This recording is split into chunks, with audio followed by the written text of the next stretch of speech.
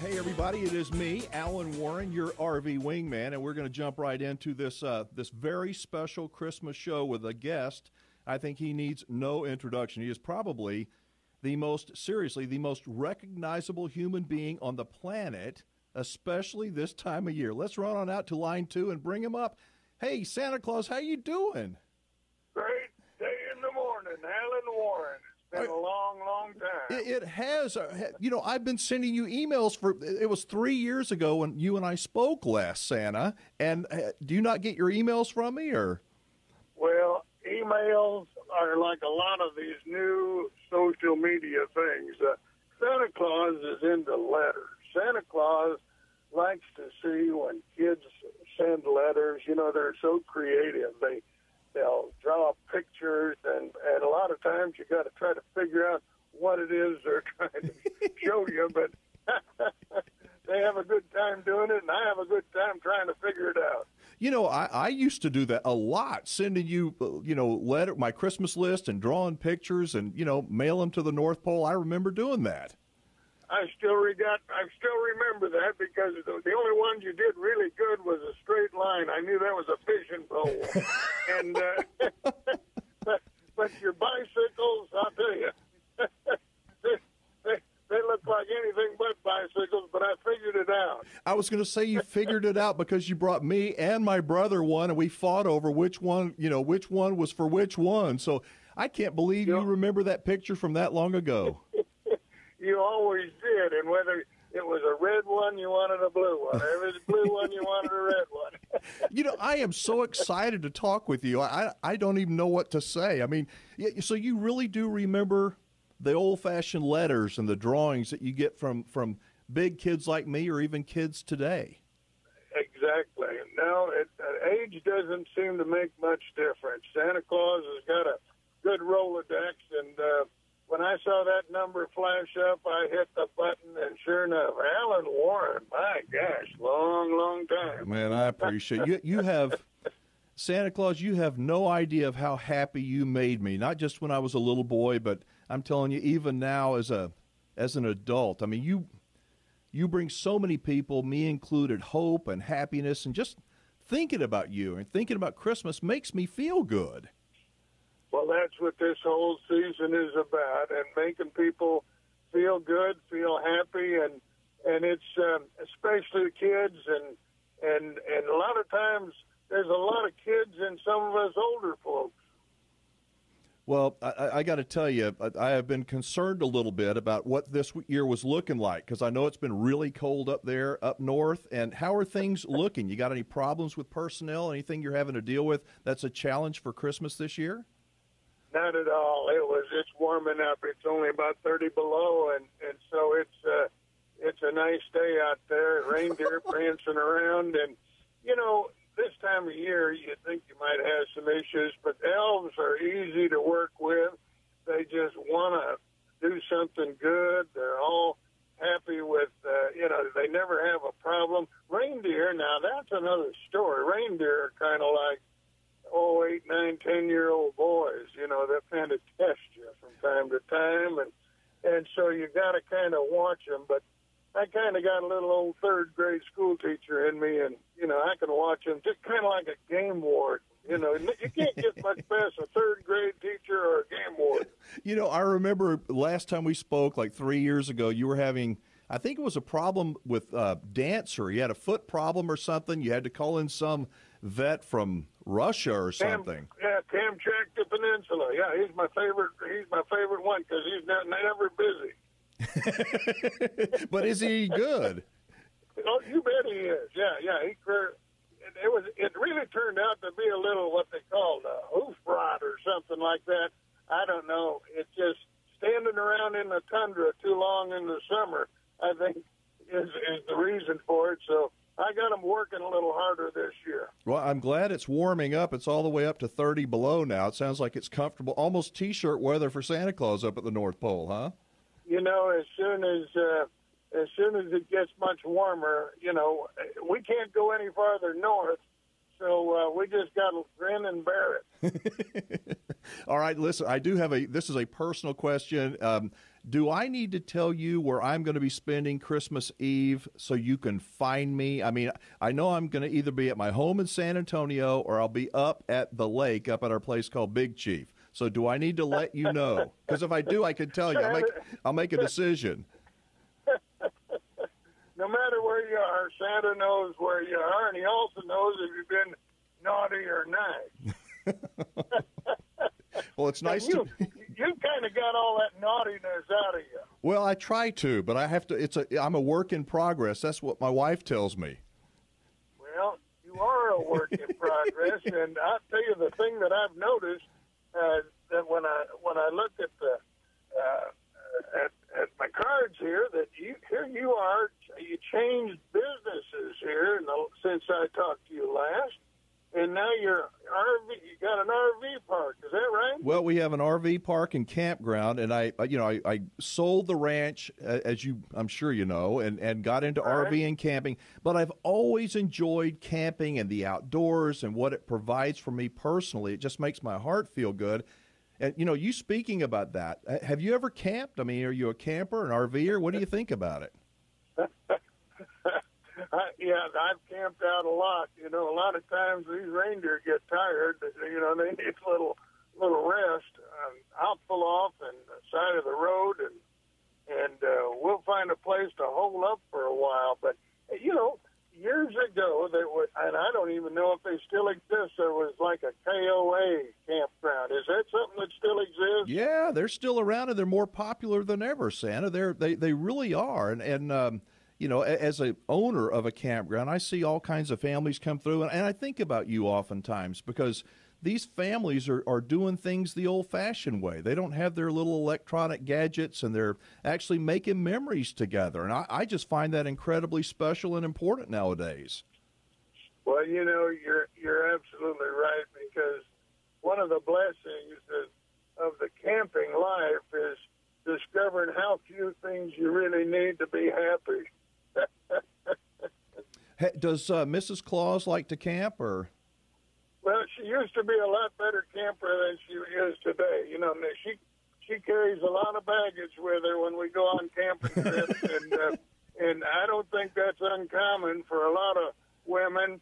But you almost need to take along a little extra sleigh, for all those things she likes to bring along, all of her trappings. Yeah, but I'd rather be doing that than doing something else. Now, I want to get your thoughts. What do you think is more important, where you go camping or who you go camping and spend time with? Oh, I don't think it makes any difference. It's just a matter of getting out, because once you get out and start enjoying nature is something that's always encouraging. It's I don't care, even in a rainstorm or something, you got something to look forward. It's an adventure, and sometimes youngsters will go along and they don't go along for the ride. They're kind of dragging their feet. They don't really want to do it, and yet when they get done with it, they're having the time of their life, and they're telling all their friends what a great time they had going out camping. I think that's one of the things that I love so much about camping and RVing. I remember back to those times when I was a little boy, how important it was to me. Well, absolutely, and as I say, if you get in a little fishing on the side, if it's in the summer, or you get to do some just getting on a trail and doing some exploring, that's the thing that's interesting, and it'll keep a kid's interest for a long time, and it brings families closer together. I see it all the time. Listen, Santa, I hate to do this. We got to jump for a hard break. Can you stay with us for another segment? You betcha. All right, beautiful. All right, folks, when we come back, I'm going to ask Santa Claus about the importance of believing. Santa, will that be all right? Think about that for a minute, all right? You bet. All right, stick around, everybody. He is the real Santa Claus, and we've got him right here with us on the telephone from all the way up at the North Pole. We'll be right back. All right, if you're late in joining us, we have got the real Santa Claus on with us. We really do, and we are learning that, well, it sounds like, Santa Claus, you kind of love to camp and spend a lot of time outdoors yourself, huh? Well, when you live as far north as I do, everything is outdoors. And so, yeah, I've kind of got used to it a long, long time ago. And, in fact, it's difficult for me to be indoors. Where do you go during the off season? I mean, I know this is your busy season. I appreciate you taking the time to talk with us on the show, but where do you go in the off season without people seeing you? You got to be, I mean, the paparazzi's got to be around when Santa Claus shows up. Well, there's places, there's a little island off the Kamchatka Peninsula where nobody, there isn't anybody out there but me and Mrs. Claus. And then sometimes we have to put on a disguise and maybe take a sleigh down out to Yellowknife or one of those towns up in the Northwest Territories, none of it, some of that country up there. We can get away with it because those folks, it's the land of God's frozen people. They got so many clothes on, they don't look you in the eye. They kind of just glaze at you, glazed over. Just look at your fur, right? Yeah, that's it. Let me go back to camping and RVing. There are so many different kinds of RVs nowadays. There's great big old motorhomes, little bitty pop-ups, and what are your thoughts? What do you think is the best one, or is there a best one? What are your thoughts on that?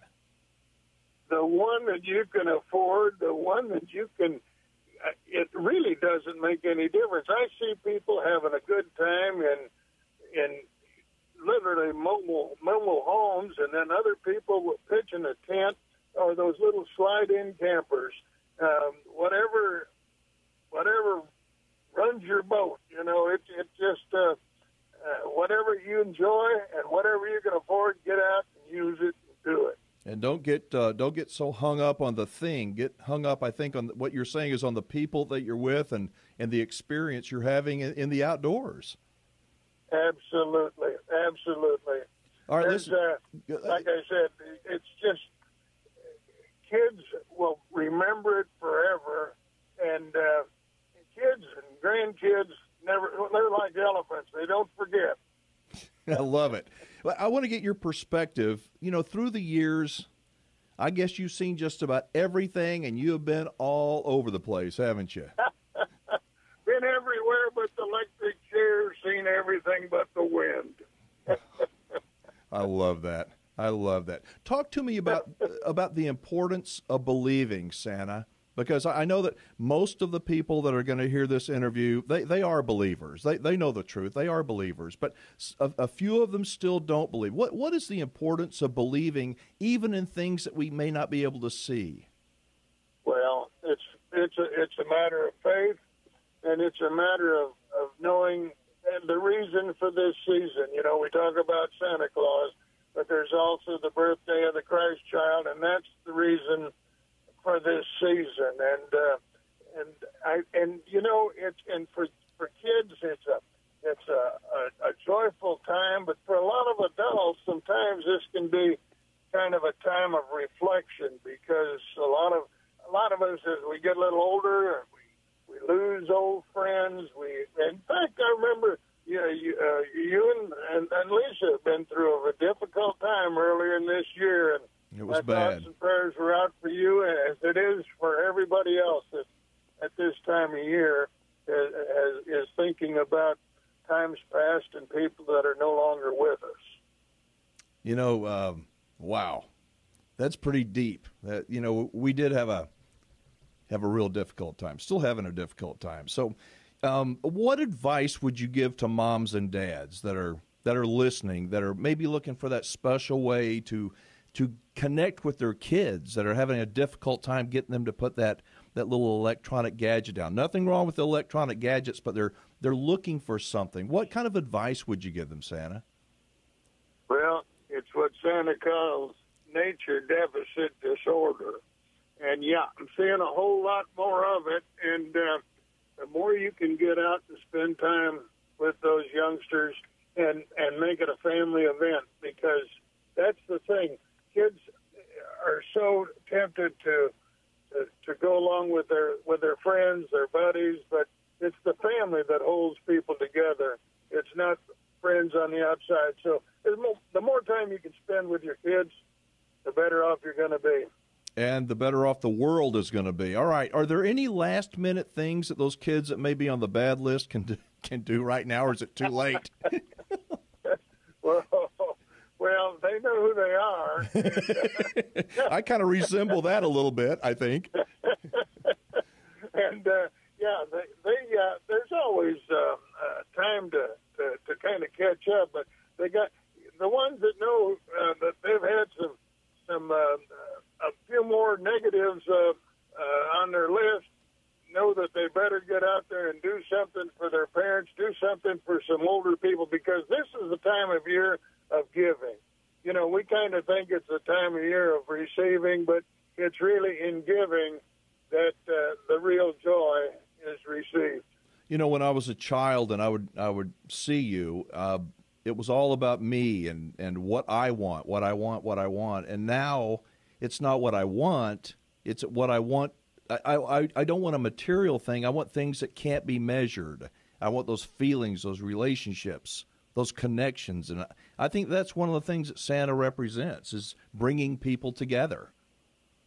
Well, I thank you. And that is, once again, the thing that we think about this time of year, and that is families getting together, bygones be bygones, and trying to do something for someone else, particularly at this time, the older people, because, you know, they look back and they see the kids opening gifts and having a good time, and they can think back, yeah, we used to do that. And yet they're the ones that maybe sometimes just need a little extra encouragement. Santa, what do you think of, because you bring up older people, you know, a lot of kids, when they see somebody that's elderly, you know, it could be their grandfather, their great-grandmother, they're a little bit scared. It's like they're old people. I don't know what to say. I don't know what to do. They still have that need inside of them, don't they, to connect? And I would think that it's a good idea that the kids go and try to talk with them and bring them joy. Absolutely. I can remember when caroling was, you know, the traditional thing to do this time of year. And as a kid, I remember caroling. And it just lights up the eyes and the hearts of elderly people to see someone come and sing a few Christmas songs. I love it. I did it for the first time a couple of weeks ago up at our campground. It felt so good after doing it. Listen, do you ever get, we've got to wrap this up, do you ever get tired of hearing thank you from parents and kids? Not at all. In fact, it's something that I appreciate, and to bring a little joy, a little happiness to youngsters and oldsters alike.